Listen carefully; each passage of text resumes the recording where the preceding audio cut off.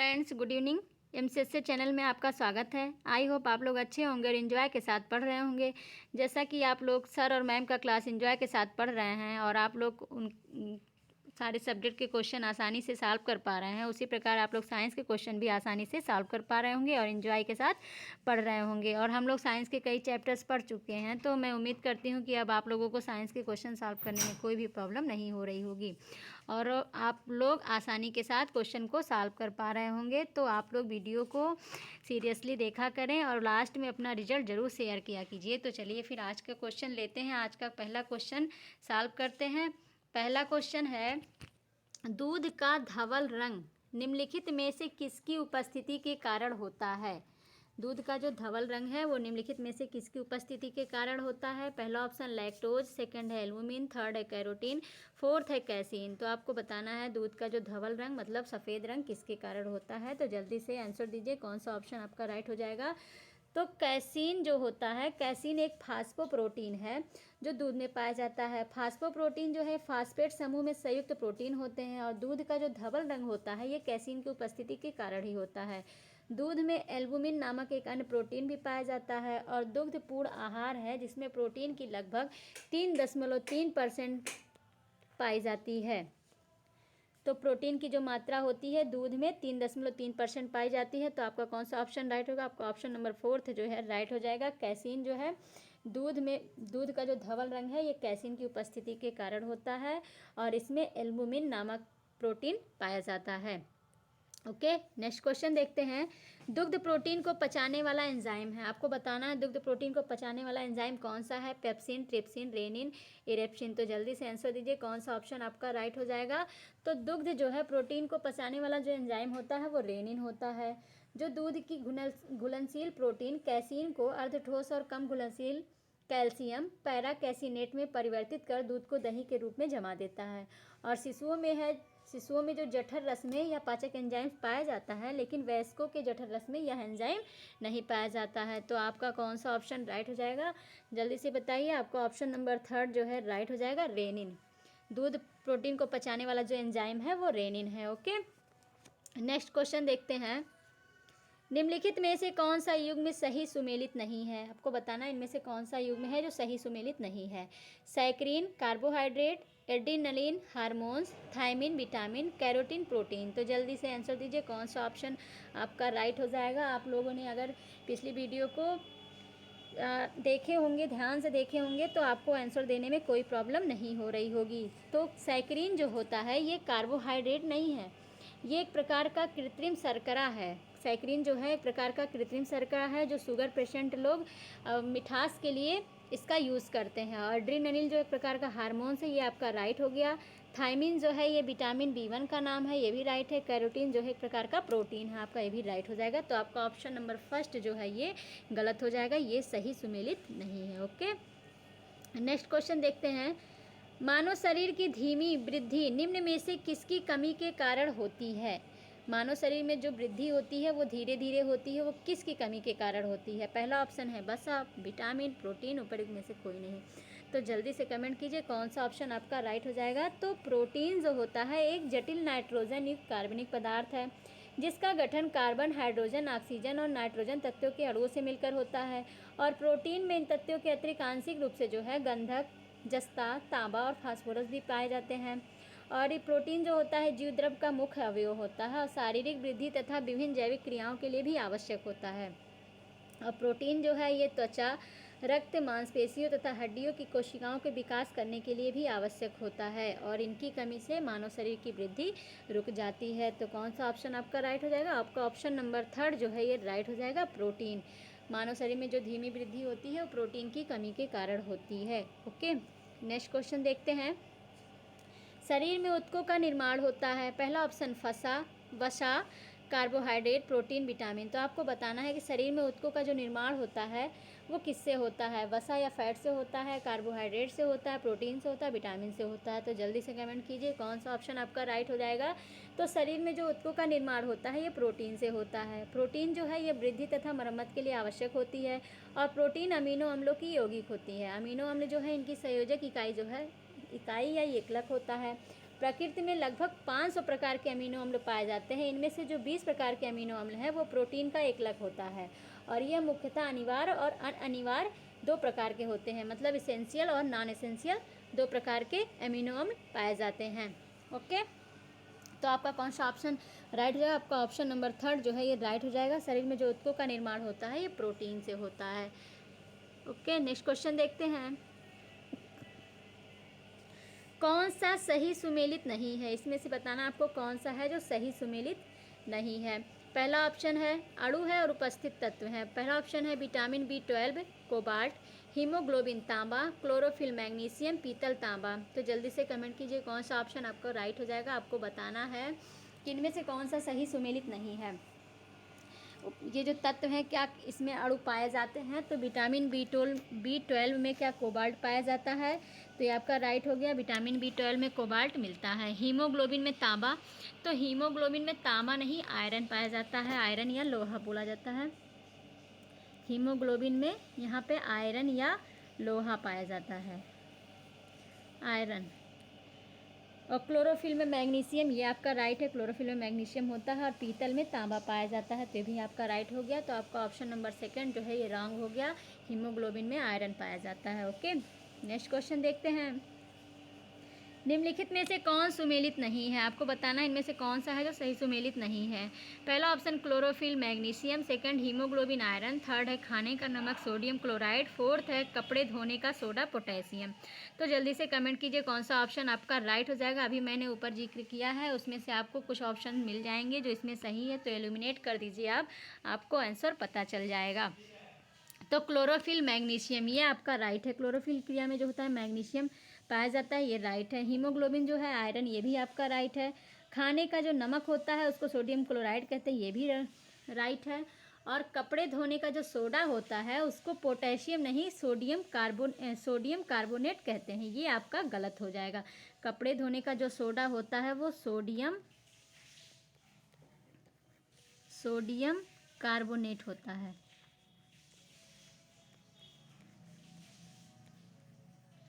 Sodium carbonate होता है। तो आपका ऑप्शन नंबर 4 जो है ये रॉन्ग हो गया। कपड़े धोने का सोडा जो होता है ये सोडियम कार्बोनेट होता है। ओके, नेक्स्ट क्वेश्चन देखते हैं। निम्नलिखित में से कौन सा एक युग्म सही सुमेलित नहीं है? आपको बताना इनमें से कौन सा है जो सही सुमेलित नहीं है। Vitamin B1 retinal, vitamin B2 riboflavin, vitamin B6 niacin, vitamin C जो है कैल्सीफेरॉल। तो आपको बताना है इनमें क्या इनका रासायनिक नाम सही सुमेलित है कि नहीं। कोई एक सही सुमेलित है, आपको सही सुमेलित बताना है। कोई एक सही है, बाकी तीनों गलत है। तो विटामिन B का क्या रेटिनाल इसका रासायनिक नाम है? तो विटामिन B1 का जो रासायनिक नाम होता है वो थायमिन होता है। विटामिन B2 का राइबोफ्लेविन, ये आपका राइट है। विटामिन B2 का जो नाम होता है राइबोफ्लेविन होता है, ये आपका राइट है। विटामिन B6 का है नियासिन, तो नियासिन नहीं होता है, इसका नाम पायरिडॉक्सिन होता है। विटामिन B6 को पायरिडॉक्सिन बोलते हैं। और विटामिन C को कैल्सीफेरॉल, ये भी गलत है। विटामिन C को एस्कॉर्बिक एसिड बोला जाता है। तो आपका ऑप्शन नंबर 2 जो है ये राइट हो गया। विटामिन B2 जो है ये राइबोफ्लेविन का नाम है, रासायनिक नाम। ओके, नेक्स्ट क्वेश्चन देखते हैं। पपीते में मुख्यतः कौन सा विटामिन पाया जाता है? Vitamin A, vitamin C, vitamin B, vitamin K। तो जल्दी से कमेंट कीजिए कौन सा ऑप्शन आपका राइट हो जाएगा। आप लोग इसमें फंसने वाले हैं, कौन सा ऑप्शन आपका राइट होगा। तो पपीते में जो मुख्यतः पाया जाता है ये विटामिन C प्रचुर मात्रा में पाया जाता है। और इसके अलावा पपीते में vitamin A, vitamin B1, vitamin 2 भी पाया जाता है। लेकिन सर्वाधिक मात्रा में जो सर्वात्रिक मात्रा होता है उसमें विटामिन C होता है।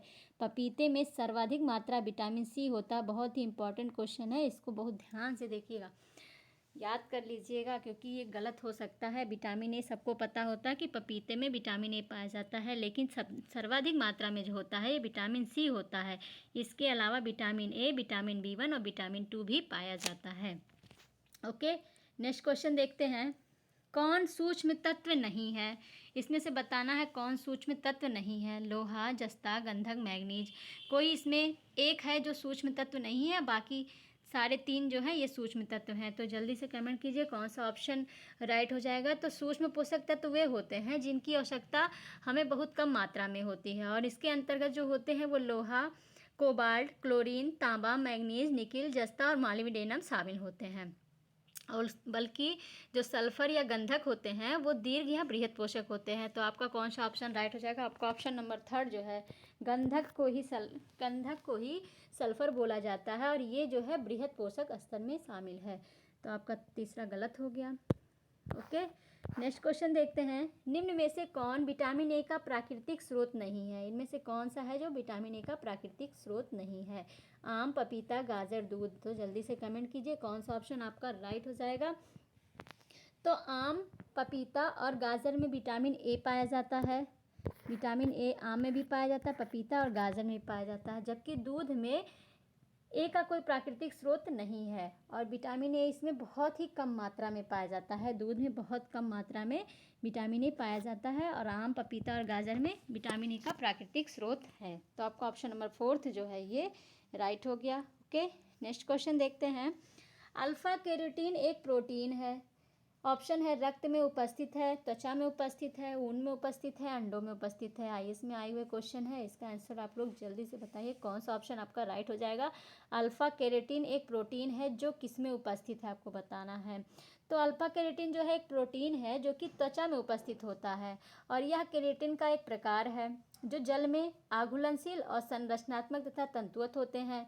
और हमारा ये जो सींग होता है, नाखून, खुर, बाल, ये सब जो होते हैं ये अल्फा केरेटिन में पाए जाते हैं। तो आपका ऑप्शन नंबर 2 जो है राइट हो गया। अल्फा केरेटिन जो एक प्रोटीन है वो त्वचा में उपस्थित होता है। ओके, नेक्स्ट क्वेश्चन देखते हैं। मानव के बाल एवं नाक में निम्नलिखित में से कौन सा प्रोटीन पाया जाता है? मानव के बाल और नख या नाक में निम्नलिखित में से कौन सा प्रोटीन पाया जाता है? पहला ऑप्शन ऑक्सीटोसिन, सेकंड है कैरोटीन, थर्ड है बेसोप्रोसिन, फोर्थ है ट्रिप्सिन। तो जल्दी से कमेंट कीजिए कौन सा ऑप्शन आपका राइट हो जाएगा।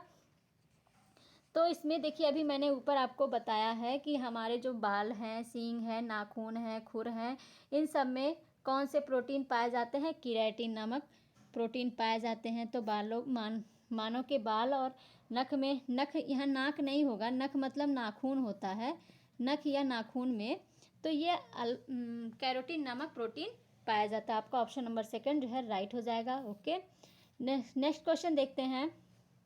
निम्नलिखित में से कौन सा पदार्थ प्रोटीन नहीं है? इनमें से बताना है कौन सा पदार्थ जो है प्रोटीन नहीं है। 4 ऑप्शन है, इसमें से कोई एक जो है ये प्रोटीन नहीं होगा और 3 प्रोटीन होगा। तो जल्दी से कमेंट कीजिए कौन सा ऑप्शन आपका राइट हो जाएगा।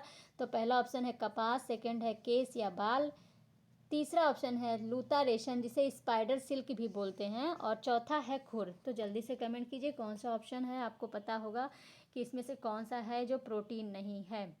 तो कपास जो होता है ये मुलायम और रोएदार स्टेपल रेशा होता है और ये कपास के पौधे के बीजों के चारों ओर एक संरक्षण आवरण में विकसित होता है और यह लगभग पूरी तरह सेलुलोज का बना होता है।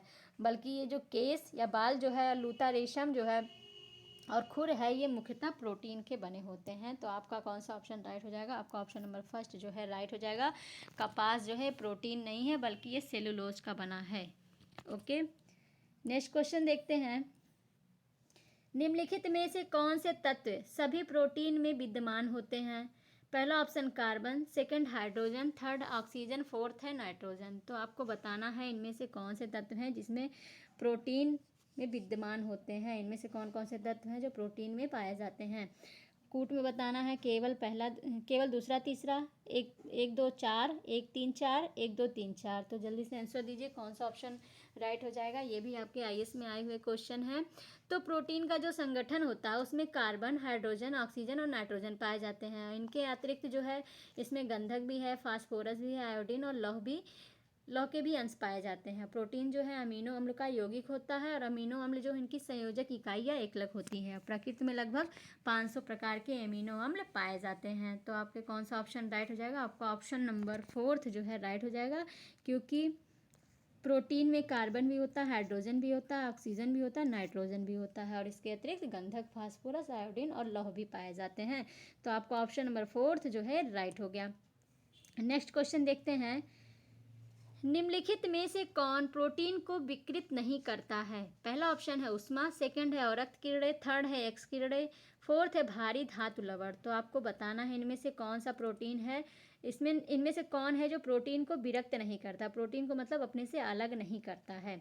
तो जल्दी से कमेंट कीजिए कौन सा ऑप्शन आपका राइट हो जाएगा। तो उष्मा और एक्स किरणें और भारी धातु लवण जो होते हैं ये प्रोटीन को विकृत कर देते हैं।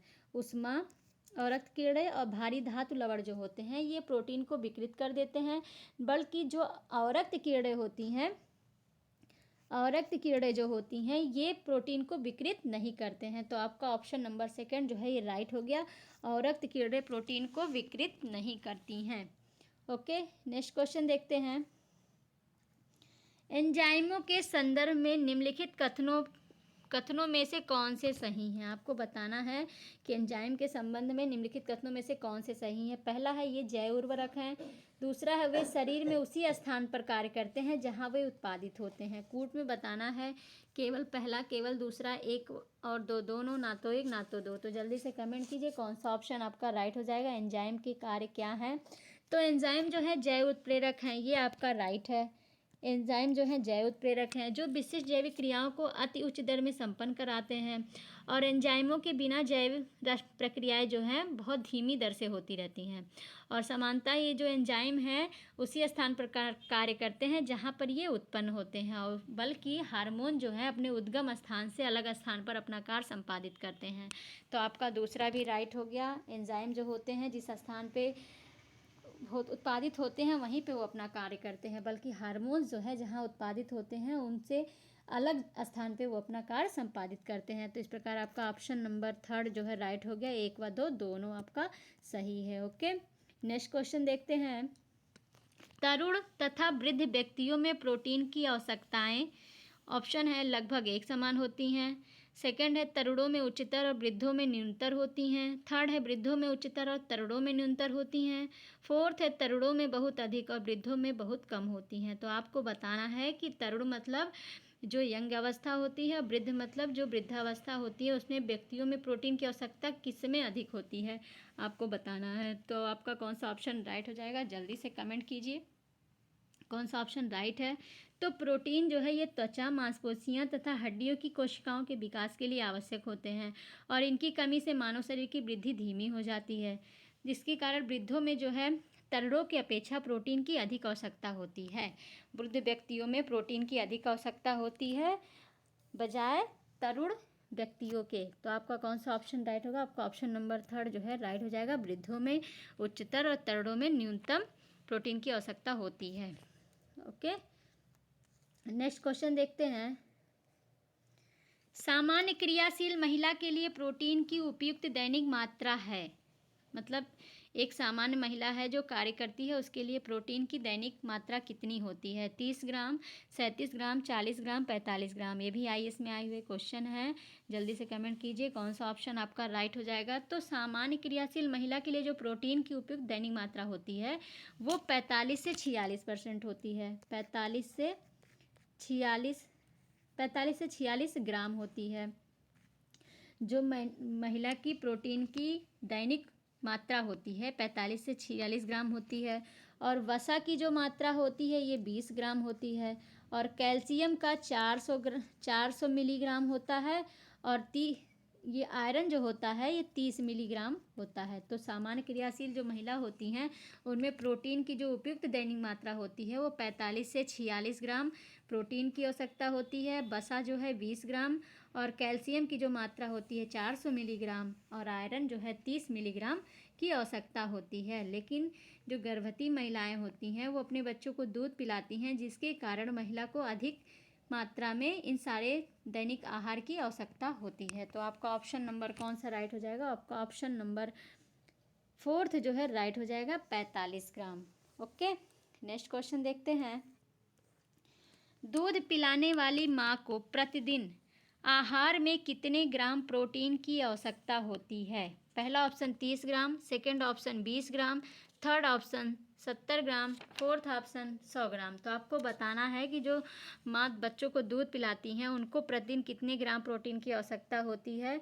तो दूध पिलाने वाली जो माँ होती है उसको प्रतिदिन कुल आहार का 10 से 15% 10 से 15% भाग प्रोटीन की आवश्यकता होती है और यह मात्रा लगभग 65 से 70 ग्राम होता है।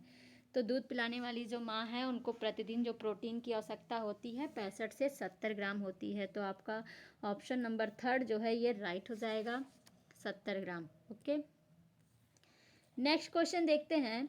बोतल का दूध पीने वाले बच्चे की तुलना में माँ का दूध पीने वाले बच्चे में निम्नलिखित में से कौन से विशेष लक्षण होते हैं। आपको बताना है कि जो बच्चे बोतल का दूध पीते हैं उनकी तुलना में और जो बच्चे माँ का दूध पीते हैं उनमें से कौन से लक्षण जो विशेष हैं। तो पहला है ऑप्शन, वह कम मोटा होता है। सेकंड है, उसमें रोगों का प्रतिरोध करने की क्षमता अधिक होती है। तीसरा है, उसे विटामिन और प्रोटीन अधिक मिलते हैं। फोर्थ है, उसकी लंबाई में असामान्य वृद्धि होती है। कूट में बताना है कौन सा सही है, केवल पहला दूसरा तीसरा, पहला दूसरा चौथा, पहला तीसरा चौथा, दूसरा तीसरा चौथा। तो जल्दी से कमेंट कीजिए कौन सा ऑप्शन आपका राइट हो जाएगा। तो माँ का दूध जो होता है ये बोतल की दूध की अपेक्षा कई अधिक गुणकारी होता है, क्योंकि इसमें जहाँ एक और बच्चे को अधिक विटामिन प्रोटीन की प्राप्ति होती है वहीं दूसरे ओर बच्चे की रोग प्रतिरोधक क्षमता भी अधिक हो जाती है।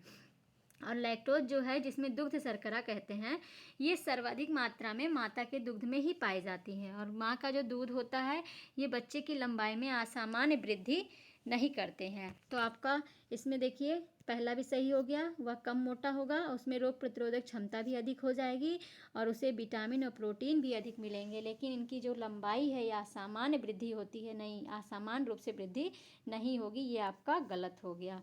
तो आपका कौन सा ऑप्शन सही होगा? आपका ऑप्शन नंबर फर्स्ट जो है राइट हो जाएगा, 1, 2 व 3। ओके, नेक्स्ट क्वेश्चन देखते हैं। माँ का दुग्ध नवजात को लगभग संपूर्ण आहार प्रदान करता है क्योंकि इनमें निम्नलिखित का अभाव होता है। पहला ऑप्शन है लौह, सेकंड है कैल्शियम, थर्ड है मैग्नीशियम, पोटेशियम।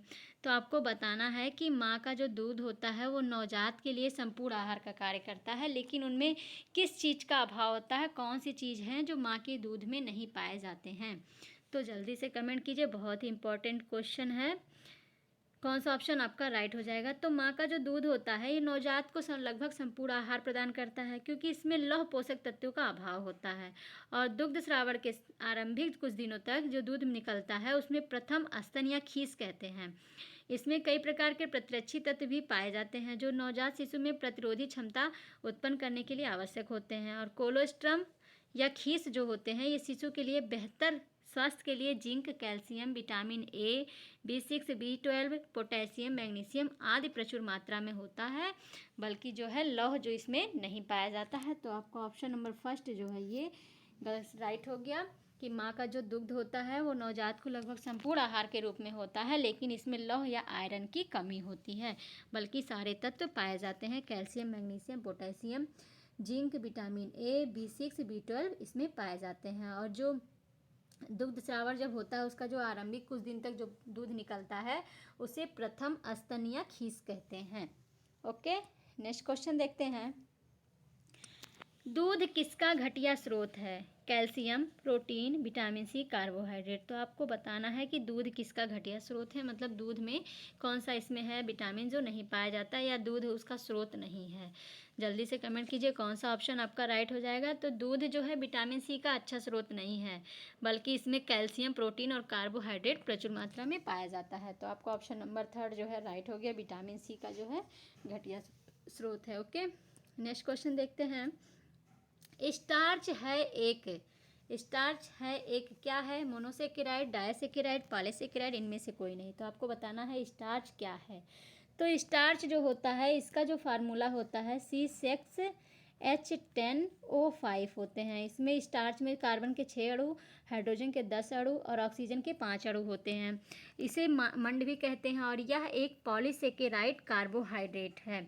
इसका जो निर्माण होता है ये ग्लूकोज मोनोसेकेराइड की इकाइयों की एक बड़ी संख्या के आपस में ग्लाइकोसिडिक बंधों द्वारा जुड़ने के कारण होता है। और पादपों के बीजों और फलियों में स्टार्च एमाइलोज या एमाइलोपेक्टिन के रूप में उपस्थित होता है। तो स्टार्च एक प्रकार का क्या है?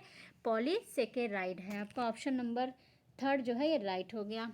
ओके, नेक्स्ट क्वेश्चन और आज का लास्ट क्वेश्चन है, स्टार्च और सेलुलोज के बारे में निम्नलिखित कथनों में से कौन सा सही नहीं है। इसमें से कौन सा है जो स्टार्च और सेलुलोज के बारे में सही नहीं है। तो पहला ऑप्शन, दोनों का वानस्पतिक उद्भव है, दोनों बहुलक हैं, आयोडीन के साथ दोनों रंग प्रदान करते हैं, दोनों ग्लूकोज अणु से निर्मित होते हैं। तो जल्दी से कमेंट कीजिए कौन सा ऑप्शन आपका राइट हो जाएगा।